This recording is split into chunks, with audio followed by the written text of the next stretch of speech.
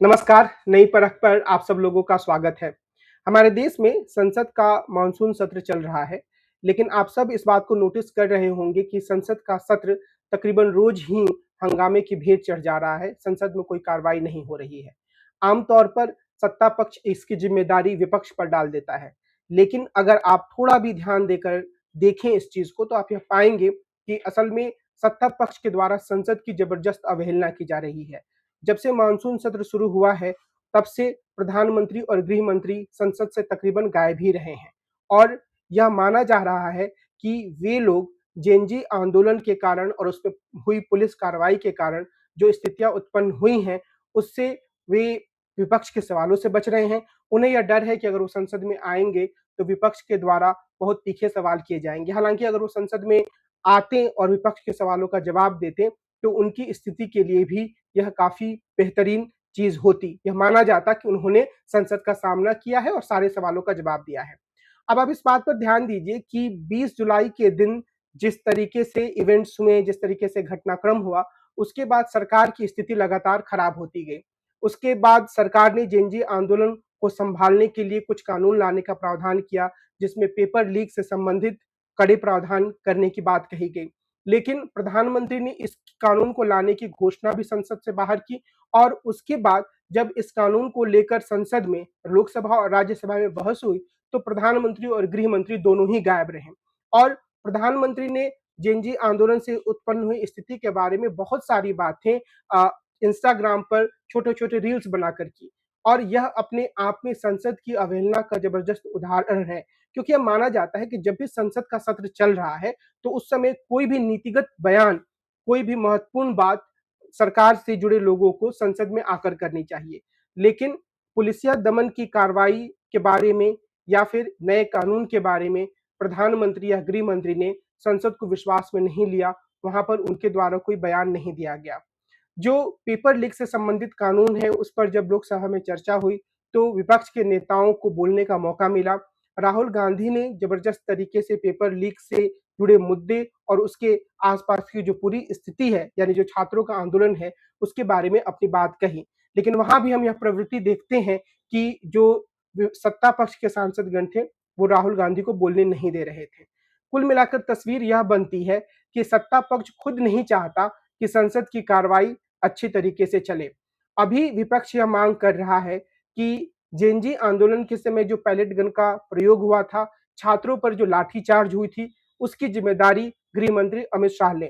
विपक्ष के नेता राहुल गांधी ने तो यह मांग की है कि अमित शाह को इस्तीफा देना चाहिए, लेकिन अगर हम एक सामान्य नागरिक के रूप में, सामान्य पर्यवेक्षक के रूप में देखें, तो न्यूनतम अपेक्षा, न्यूनतम उम्मीद जो इस देश के गृह मंत्री से की जाती है, वह यह कि वे संसद में आएँ और पूरे घटनाक्रम के बारे में तथ्यवार एक बयान दें।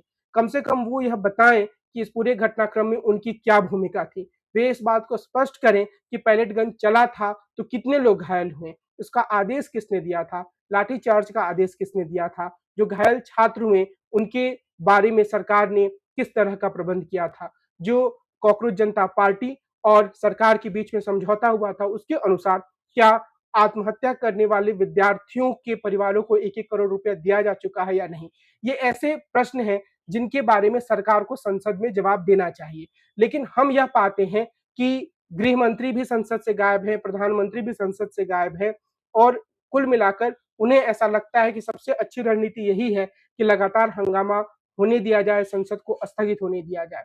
एक अन्य मुद्दा जिस पर कि विपक्षी दल लगातार जोर दे रहे हैं, वह इस बात से संबंधित है कि जो चढ़ावा चोरी का पूरा मामला अयोध्या में सामने आया है, उस पर सरकार अपना स्टैंड स्पष्ट करे।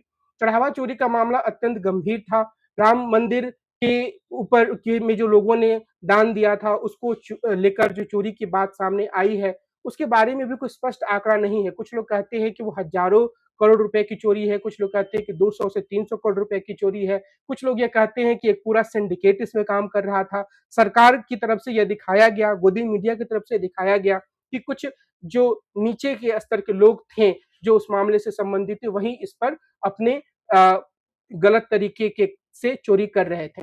लेकिन इन सभी मामलों में जो सबसे प्रमुख बात है, वह यह कि सरकार की तरफ से एक बयान आना चाहिए। क्या विपक्ष की यह मांग बिल्कुल गलत है? यह मांग बिल्कुल जायज़ है। लेकिन सरकार एक बार फिर से इस तरह के मुद्दे से बचना चाह रही है। उसी तरीके से एथेनॉल का मुद्दा है, जिस पर कई सारे सवाल नागरिक संगठनों के द्वारा, राजनीतिक दलों के द्वारा, आम नागरिकों के द्वारा उठाए जा रहे हैं। इस पर भी सरकार की तरफ से एक बयान आना चाहिए कि वास्तविक स्थिति क्या है, सरकार अभी इस मामले को किस तरीके से देखती है। लेकिन सरकार इस पर भी कोई स्पष्ट विचार रखने से कतरा रही है। आप इस बात को नोट कीजिए कि जो संसदीय लोकतंत्र है, वहां पर संसद ही एक मुख्य स्थान या मुख्य पंचायत के रूप में होती है। सरकार कोई भी कानून संसद के माध्यम से बना सकती है। अगर वो संविधान में छोटा से छोटा बदलाव करना चाहती है, तो वह भी संसद के माध्यम से ही हो सकता है। और संसद एक ऐसे स्थान के रूप में है जहां सरकार की खुलकर आलोचना होती है और सरकार के पास यह मौका होता है कि वह अपने जवाबों से, अपने तथ्यों पर आधारित बातों से विपक्ष को खामोश कर दे। लेकिन अगर सत्ता पक्ष खुद इस तरह की रणनीति अपना ले कि संसद को नहीं चलने देना है, तो फिर यह लोकतंत्र के लिए अत्यंत घातक स्थिति हो जाती है। क्योंकि विपक्ष और सत्ता पक्ष के पास जो सवाल जवाब करने का, संवाद करने का और कोई मंच नहीं है। मैं ऐसा इसलिए कह रहा हूं क्योंकि आप लोग यह पाएंगे कि मीडिया में जो जो लोग बाइट्स देते हैं, नेतागण जो अपनी बातें कहते हैं, उससे कोई सार्थक बातचीत उभर कर सामने नहीं आ पाती है। सार्थक बातचीत का मंच संसद ही है। मैं यह भी नहीं कह रहा हूं कि पूरा का पूरा सत्ता पक्ष ही इस तरह की स्थिति के लिए जिम्मेदार है। विपक्ष की भी कुछ जिम्मेदारी बनती है। विपक्ष को भी इस बात की कोशिश करनी चाहिए कि वो संसद को चलने दे। और सबसे बड़ी जिम्मेदारी लोकसभा अध्यक्ष या राज्यसभा के सभापति की बनती है कि वे सांसदों को विश्वास मिले, सत्ता पक्ष और विपक्ष को विश्वास मिले और संसद की कार्रवाई को चलने दें। क्योंकि संसद की कार्रवाई जब चलेगी तो बहुत सारे महत्वपूर्ण मुद्दे उभर कर सामने आएंगे। लेकिन आप इस बात को ध्यान में रखें कि जो संसदीय व्यवस्था होती है, उसमें संसद चलाने की जिम्मेदारी सत्ता पक्ष की होती है। सत्ता पक्ष को ये सुनिश्चित करना होता है कि संसद सुचारू रूप से काम करे, उस जो जनता के मुद्दे हैं वो सामने आएं और विपक्ष जिस तरह की मांग कर रहा है, उस पर भी सरकार को संवेदनशील रवैया अपनाना चाहिए। क्योंकि विपक्ष यह मांग बिल्कुल नहीं कर रहा है कि सरकार इस्तीफा दे दे या सरकार बिल्कुल ही नकारा हो चुकी है और हम संसद नहीं चलने देंगे। विपक्ष की कुछ बुनियादी मांगे हैं, जिसमें कि जो भी समस्या देश में है उसको लेकर जिम्मेदारी फिक्स करने की मांग सबसे महत्वपूर्ण है। और अगर वो जिम्मेदारी फिक्स होने की बात गृह मंत्री के इस्तीफे तक जाती है, तो इसे गलत साबित करना भी गृह मंत्री की जिम्मेदारी है। अगर वे खामोशी ओढ़ लेते हैं, तो इससे उन्हें कुछ खास हासिल नहीं होगा।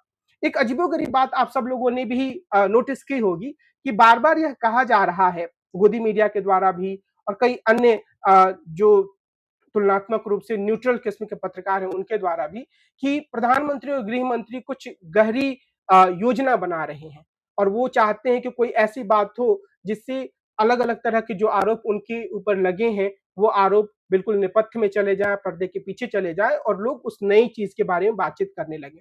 हो सकता है कि गृह मंत्री और प्रधानमंत्री इस तरह की कोई बात सोच रहे हों, लेकिन सिर्फ इस आधार पर हम इस बात को जस्टिफाई नहीं कर सकते हैं कि वे संसद की अवहेलना कर रहे हैं, उसकी उपेक्षा कर रहे हैं। क्योंकि संसद में विपक्ष के सवालों का जवाब देकर, विपक्ष को निरुत्तर करके, अपने तथ्यों को मजबूती से सामने रखकर भी वैसा कर सकते थे। लेकिन अगर वे ऐसा नहीं कर रहे हैं, तो इसका सीधा-सा मतलब यह है कि उनके पास विपक्ष के आरोपों का कोई जवाब नहीं है। उनके पास छात्रों के ऊपर हुए हिंसा के बारे में गृह मंत्री की भूमिका के संदर्भ में कोई जवाब नहीं है, एथेनॉल मुद्दे पर कोई जवाब नहीं है और जो चढ़ावा चोरी का मसला है उस पर भी कोई जवाब नहीं। सरकार इन सभी मुद्दों से बचना चाहती है। लेकिन यह लोकतंत्र के लिए एक अच्छी स्थिति नहीं है।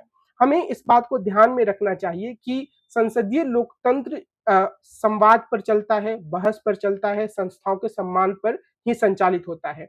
अगर किसी संस्था को, मसलन संसद को लगातार कमज़ोर किया जाएगा, तो इससे हमारे लोकतंत्र की कमज़ोरी ही सामने आएगी। जब हमारा देश आज़ाद हुआ, पहला लोकसभा चुनाव हुआ, दूसरा लोकसभा चुनाव हुआ या तीसरा लोकसभा चुनाव हुआ, जब तक पंडित जवाहरलाल नेहरू थे, एक प्रधानमंत्री के रूप में वे हमेशा संसद में मौजूद रहते थे या ज़्यादा से ज़्यादा मौजूद रहने की कोशिश करते थे। अगर वो दिल्ली में हैं, तो वो कोशिश करते थे कि संसद की कार्रवाई में हिस्सा लें और वे नए सांसदों के भाषणों को भी ध्यान से सुनते थे। और ऐसे ही मौके पर उन्होंने अटल बिहारी वाजपेयी, जो उस समय एक बहुत ही छोटे दल के नेता थे और बहुत ही युवा सांसद थे, उनकी बातों को भी ध्यान से सुना था, उनकी आलोचनाओं की सराहना भी की थी। लेकिन मौजूदा समय में ना तो प्रधानमंत्री संसद में आ रहे हैं, ना ही गृह मंत्री संसद में आ रहे हैं और एक और चीज़ आप लोगों ने नोटिस की होगी कि जब भी संसद में बहस होता है तो कुछ खास तरह के चेहरे ही अपने विचारों को व्यक्त करते हैं।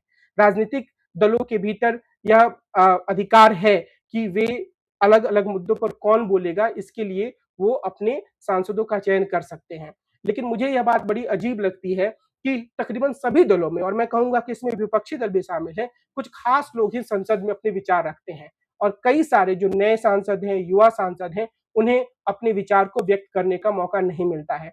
मुझे लगता है कि इस संदर्भ में भी लोकसभा अध्यक्ष को विचार करना चाहिए, लेकिन ऐसा करने के लिए जो बुनियादी चीज़ है वह यह है कि संसद चले, संसद की कार्रवाई चले, और अगर सत्ता पक्ष संसद को नहीं चलने दे रहा है, तो यह उसकी दुर्बलता का ही प्रतीक है। ये इस बात को दर्शाता है कि सत्ता पक्ष के पास अब कहने के लिए बहुत सारी बातें नहीं हैं और वह किसी भी तरीके से अपनी लाज बचा रहा है संसद में ना आकर या संसद की कार्रवाई को ना चलने देकर। आज की अपनी इस बातचीत को हम इसी बिंदु पर विराम देते हैं। हम कल फिर मिलेंगे और एक अन्य मुद्दे पर विस्तार से चर्चा करेंगे। नमस्कार।